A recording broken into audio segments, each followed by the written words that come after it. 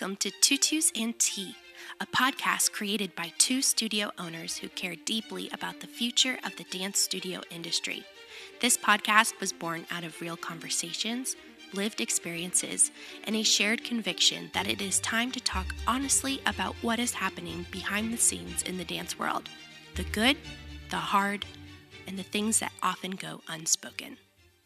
Well, guys, we are back at it, and I can't tell you how excited I am for this episode. We have a guest, Macy. It's our first guest, Yes. And it is Dr. Olivia. Rounds of applause. Thank you for being Welcome, here, Dr. Olivia. Can you please tell us a little bit about yourself and your background and what you're doing right now? Absolutely. I'm so excited to be here, by the way, and thank you so much for having me. So I grew up in the pre-professional ballet world. I started doing Nutcracker and all those things, I think, when I was 6, but really started dancing when I was 3, fell in love with it, and continued to do it until I was 18. And then came the big question of, okay, what am I going to do with the rest of my life? And I decided that I was going to go to school. I got my BFA in dance, and then I decided to go pursue my doctorate in physical therapy after that. And a lot of people always question me, how did you get there from being a dancer? There's not really a good correlation between dance and then healthcare. And I beg the question that they're actually very intermingled, especially with my dance knowledge. Physical therapy in itself is entirely about movement. Every single day, whether I'm working with dancers or general population, I'm teaching people about movement. And having that dance perspective, I think, offers a completely different idea than if someone were to come in with just biomedical degree or kinesiology degree. They're very intertwined. And I got into PT because in my last year of when I was in my pre-professional ballet program, I ended up fracturing my foot, unrelated to dance, but my dance teacher kind of asked me to keep dancing on it, and trying to be the strong-willed ballerina that I was, I continued, and it ended up fracturing a little bit more, and I was out of my final performance.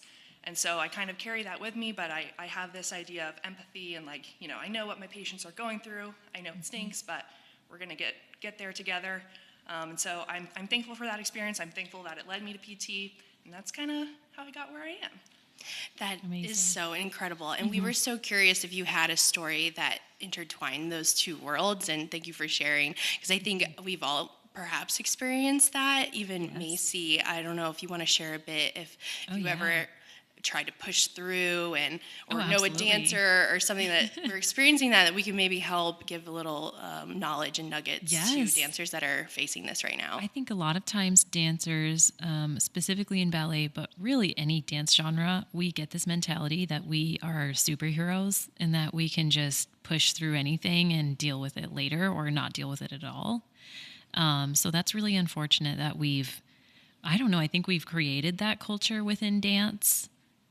But we are athletes just like any other athlete, and we need time to rest. We need time to recover. It's so important because, like you said, so many times I've seen myself and other dancers, students, classmates when I was growing up, getting further injured or compensating and then getting a different injury because they're compensating. So I remember I had a somewhat minor injury. I had plantar fasciitis, but Michaela, that's not fun to deal with. Journey. Yes. Love it. And I was performing Kitchery and Don Quixote, and it was my, I think, senior year. And I was just like, no, I'm going to do this. And my teacher said, you can't do the fouettes at the end. I'm not going to let you. And I did it on stage. And I will never forget, it wasn't my cleanest. I barely landed it. It was very painful. When I got off stage, he was disappointed. So it was a good learning lesson. Yeah. It's like, I'm not going to do that again. Right. It's not worth it. It's not worth it. And I think I've shared this in the past, but with my students, I joke with them lightly. I keep it light, and I say, oh, well, I want you to be able to walk when you're 30. And they have a fun little giggle. Inside, that's like a truth bomb because I'm now 30. I did not take care of myself. I didn't go to the extremes that some of the other dancers were around me, but I'm now paying the price for that. And was it worth it? Right. I don't know. I struggled to answer that question. So I want to throw it to you and just maybe for a moment, can you help the dancer who's out there thinking, that I have to, I want to push my body? What would you say to them, like, in the future? Yeah, absolutely. I think that's a very common theme, and I've battled that within myself as well, and obviously Macy and yourself. It's a very common thing for dancers to have to go through. But pain is something that your body is telling you, like, okay, enough is enough, or I don't like what you're doing to me. Let's try to find another avenue to achieve what you're doing, or maybe we need to work on something. When I was on one of my clinical rotations for PT school, I actually got to work with a pre-professional ballet program in North Carolina. And these dancers, I mean, they're like winning YAGP, going off to the Royal Ballet School, all these things. So very high-level athletes, and even with them, I had to have the same conversation of, maybe we should pull out of YAGP, or, see if you can skip the regional ADC, IBC competition. We'll try again the next time. But I think one of the main things that I really enjoyed seeing at that clinical rotation was we were treating dancers for their injuries, but we were also combining strength and conditioning training as well. Because yes, with ballet, dance in general, you are getting some strength and muscular activation, but you need to supplement that with actually like building resistance training and things like that to keep the injuries from progressing.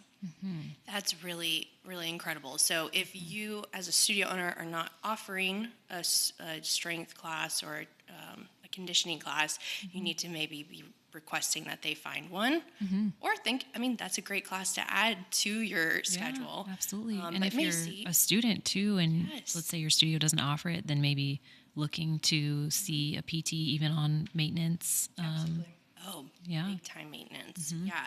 Are there some things, because I feel like as dance educators, we could do a better job of getting some certificates or just some better knowledge on how to not overstretch our students, or some signs to look for within our training. Are there some things that maybe a dance teacher, because I don't know about you, but I have some of my younger ones, we're just in a straddle and they're like, it hurts. And I'm like, Right.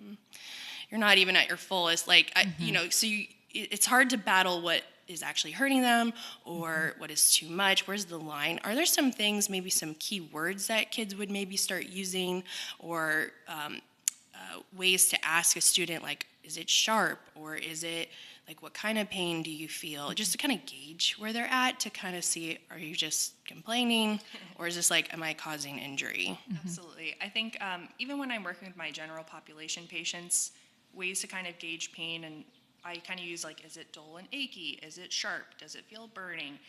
Do you feel like this pain is going through the entire part of the leg, or do you just feel it in the hamstring? Do you just feel it in the hip flexor region? And also, I guess, does this feel the same as last time when we did the stretch? Comparing it to the previous time that you were in the straddle. Maybe this is a little bit different this time, and maybe we do need to take a break. Right. Okay. That's fantastic. I'm curious if you could tell us, what does overstretching actually mean? Like, what is happening? So overstretching is basically taking a joint past its range of motion that it's typically built for.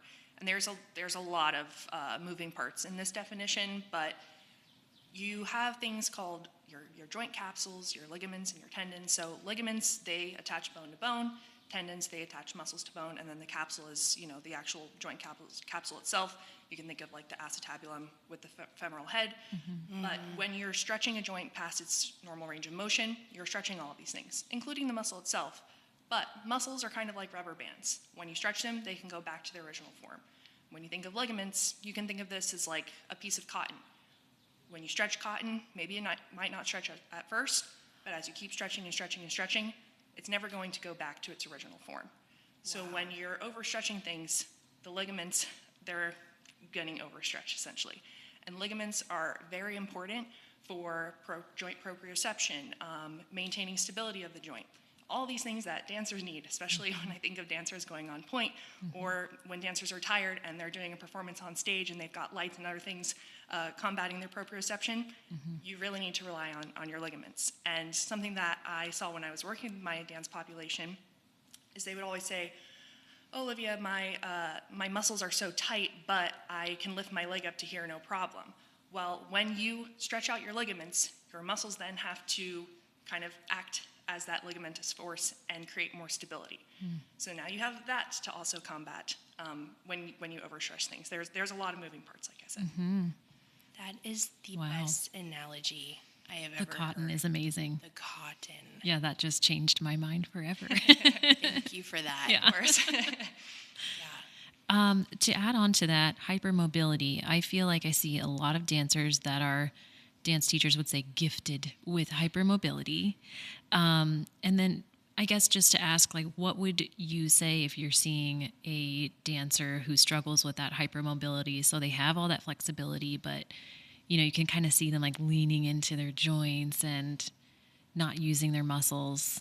Absolutely. And I think hypermobility also is a very multifaceted thing. So, we actually have like congenital hypermobility, people with like Ehlers-Danlos syndrome and things like that. Or we, especially in the dance world, it's been talked about very recently is like artificial hypermobility. So you see this a lot when dancers try to overexert their turnout, and then they end up putting a lot of force on the medial aspect of their knee, and this creates a valgus stress, and now they've created a hypermobility that's not necessarily supposed to be there, but it is because of the excessive force that they put on the joint. But in terms of students that may be having this congenital hypermobility, you can, first of all, score them. There's a thing called the Beighton scoring scale. It's like, can you bend your pinky back this way? Can your thumb touch this way? Just to kind of assess. It's like a 5-second scoring scale thing. I think it looks at your elbow hypermobility and the knee hyperflexion or hyperextension. And so this is a quick thing that you can do with your students to see, okay, do they actually have this hypermobility going on, or is it maybe that artificial hypermobility that we were talking about? And then if you really see dancers leaning into like that knee hyperextension, I tend to see that a lot. Again, we want to combat this with strengthening. Not stretching, not stretching into it further. There's a lot of things like eccentric training, especially, I was going to go into a little bit later, but I can talk about now with like oversplits. Dancers this is a prime example of the oversplit, and it tends to put the knee into more hyperextension. So a piece of education that I gave to a lot of my dance population patients is, rather than going into the overstretch and just letting gravity do its thing and stretch out the hip, knee, ankle, whatever, there's a thing called like slider splits. So you kind of I have them stabilize with their upper extremities on two dowels and then sliding out to split and coming back up. So you're working on both the stretch and the activation of the muscle at the same time, rather than just hanging on out there. Oh, that's a great exercise that I think we all could incorporate into our Oh my classrooms. goodness, absolutely. And very hard one too. Yeah, no I can kidding. imagine. No kidding. What are some signs that a dancer is pushing it too far? That's a good question as well. In terms of pushing it too far, if a dancer is able to, again, the oversplits is a really good example, but if a dancer is able to get into their oversplit and they can hang out there just fine, but then when you put them actually on the dance floor and you ask them to do a soda shot or something and their legs are not matching that same range of motion, that means that they're not strengthening in the range that they've gained. So yes, wow, your split looks so good when you're on the floor, but can you actually produce that same thing when you're having to activate and use that range of motion at the same time? I would call that pushing too far. Okay, I like that. Yeah, that's good to just be thinking about. It's not matching. Been there, Right. seen it. Yeah, absolutely. I think that's really common. Yeah. I was curious of which areas of the body are most at risk in a dancer. I mean, just coming to mind, I'm thinking the feet for point shoes for really heavily active ballet dancers. But are there some other, like, you can kind of pinpoint, oh, you're a dancer, you know that they're coming in and you can kind of feel it out? Yeah, for sure. I think dance in general, at least ballet specifically, we don't do a lot of stuff on our arms, but definitely like hips, knee, ankle, kind of all have a risk of becoming this hypermobile joint or pushing it too far. Especially, I remember I was treating a younger dancer who was a competition dancer, and she tore her labrum and she didn't know, but she could easily get her leg up there perfectly fine, and then I would have her sit on the floor and just try to lift her leg up, and the hip flexors were like non-existent. Oh, Wow. So, yeah. Definitely, you can see it in any joint in the lower extremity. Yeah. So, like, long-term injury in an adult, like, what is this maybe going to look like?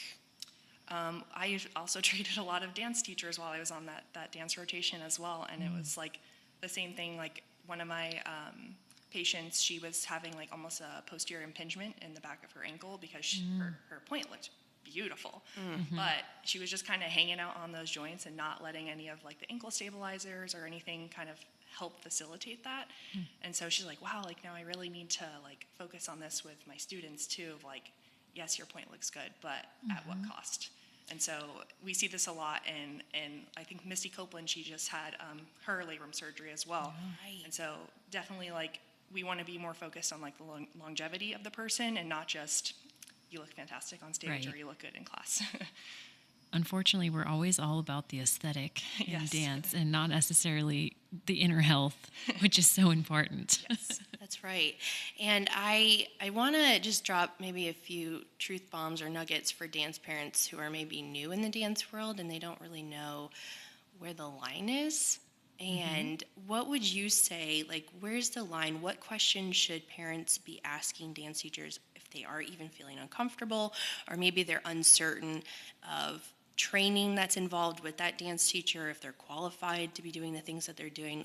So boiling it down, like, what can dance parents be on the lookout for, or what are some questions that they can ask so they feel empowered?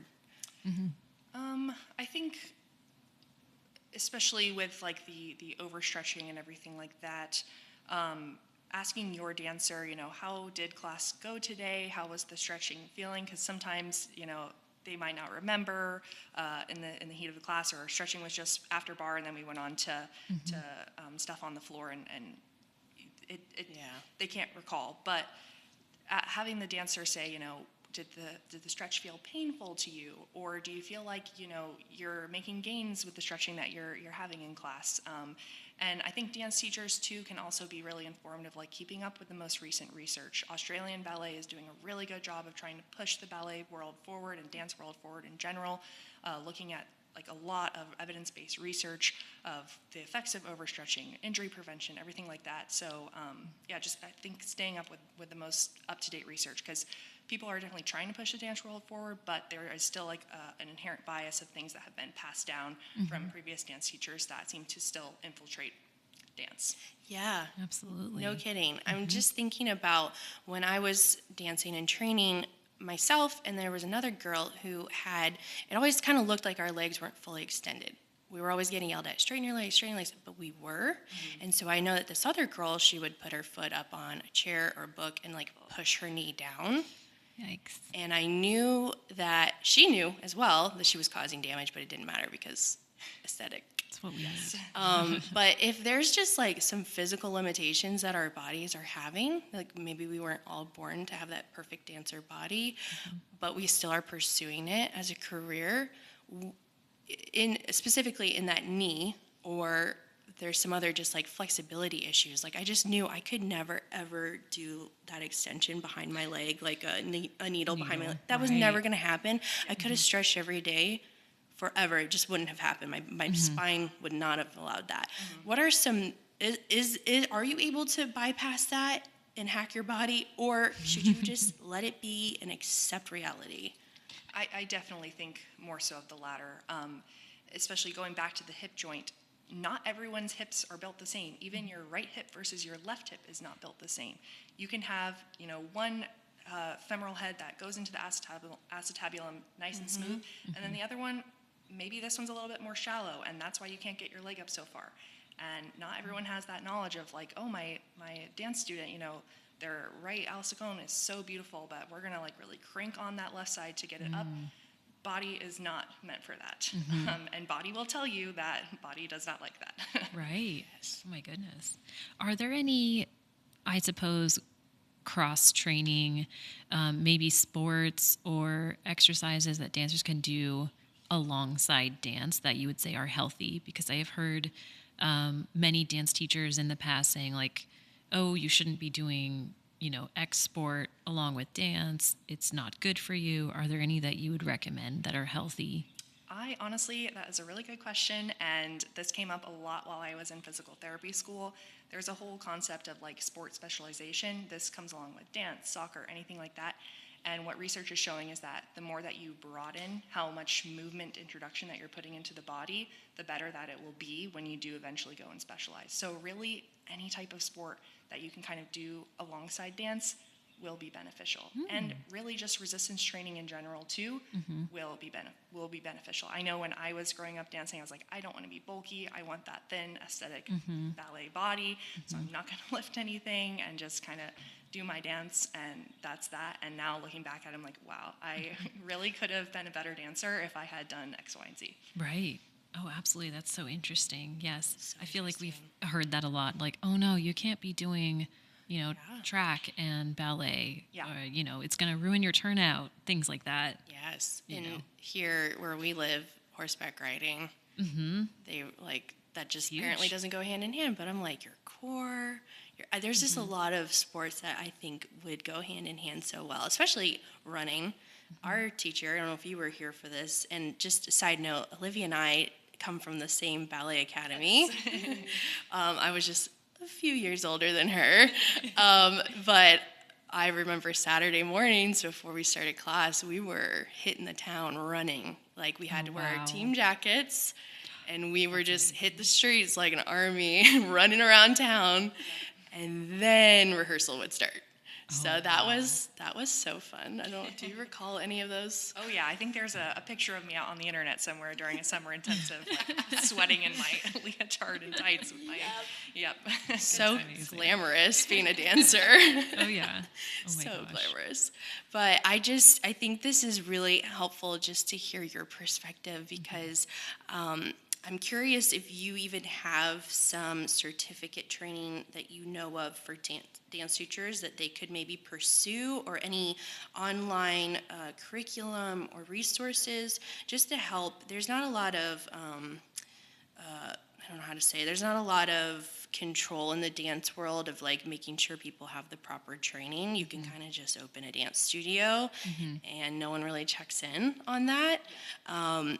Don't love that, but it is what it is. And so instead of condemning those, people, what are some things that we can maybe empower them and equip them with? Do you know of any resources, or could we get back to people on that? I think definitely looking at like IADMs, Doctors for Dancers, even looking at like PBT training, just a little bit more of like, okay, how do we incorporate this strength training into our dance studio? And also just like if you're going on the topic of stretching, looking up like dynamic stretching versus static stretching, and how do we facilitate that in our dance classes. Thank you. That's beautiful. Of course. That's really amazing. helpful. Oh, absolutely. One of my adult students, she recently became certified in PBT and started teaching our adults, and will be teaching the students in the summertime, the youth students. And the feedback I've gotten from the adults is so amazing. They're like, I have never felt this muscle engaged before. I've never felt this tired in a good way. So I think that's really helpful. Yeah, that is so helpful. This is kind of a question for both Macy and Olivia. Are there some green flags that you can speak of when it comes to parents who are looking for dance studios?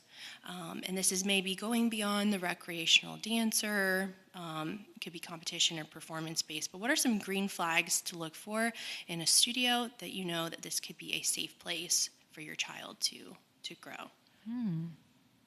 I would say if I see a studio that, as we talked about a little bit earlier, has some sort of strengthening class, a conditioning class that they do regularly, even better, most ballet companies are fortunate to have a PT that comes in, even if it's just once a week or a few times a week, a massage therapist, if you see Pilates equipment that's in the studio and that they actually use it, I think that's a good sign. That's a great sign. Yeah. Absolutely. And 100% to everything that Macy said as well. When I was working with my dance rotation, that's kind of, we were like the physical therapists of that dance studio, and I think that's why their dancers ended up doing so well and having very like long careers, because they had all of these things to kind of supplement. And I also think in terms of green flags, a lot of things when you're looking at overstretching, people tend to post this on social media of like, oh, I need to keep up with the latest trends and like show off my dancer with their leg behind their head. Is that necessarily the best practice? Like, take a look at, different dance studio social media as well. And yeah, I think that. Yeah, I love that. Do you think it would be appropriate for dancers to come to you before an injury? Because I think a lot of people think physical therapy because something has happened or they're having pain, but can someone just come to you and say, these are what I'm trying to avoid? Or what's your take on that? 1,000%. A lot of the stuff that I did when I was working with my dance population was they didn't have anything actually wrong with them, but we were working on strength and conditioning, or they just said, I want my jumps to get a little bit higher. How do I work on getting my jumps a little bit higher? And we worked on things like plyometrics and flexibility and all the things, but you don't necessarily have to have an injury to come to PT. And even with PT, we can do things like pre-point screenings, making sure that your dancer is actually ready to go on point before they're supposed to. You do not have to have an injury, so please come and see a PT. And I think that's a beautiful segue to now ask you, where can our local people find you, and how can they get in touch? Absolutely. So I work at a place called Ocala Family Medical Center. I'm in more of the wellness building. I see a variety of patients. Most of them are general population, but I just saw a ballroom dancer last week, so I definitely can help facilitate your dancer or family or friend to try to get them either dancing better, out of injury, and just getting stronger. That's really beautiful. Amazing. Do you have anything that you'd like to add in? I think we covered so much, so many important things for dancers to look out for, as well as parents, because it's so important. I feel like a lot of times parents, they're not quite sure of what the curriculum is or what's good or what's maybe unhealthy. And then same thing goes with dancers. So yeah, I think that's really just empowering to let them know that you don't have to go through your dance career injured. Yes. That's right. And it's not too late to start training better now. Yeah. It's not too late to seek help and to start doing things for longevity. So thank you so much, Dr. Olivia, for being with us here today. Thank you. Your wealth of knowledge has blessed a lot of people, and we're excited to get this episode out and get it into the hands of the people that need it the most. So thank you for your time. Thank you for having me. It was a blast speaking with both of you about this topic. Thank you. Thank you. That brings us to the end of today's episode of Tutus and Tea. We hope you're walking away inspired, informed, and maybe even a little fired up about the world of dance. If you love this episode, don't forget to subscribe so you never miss a conversation.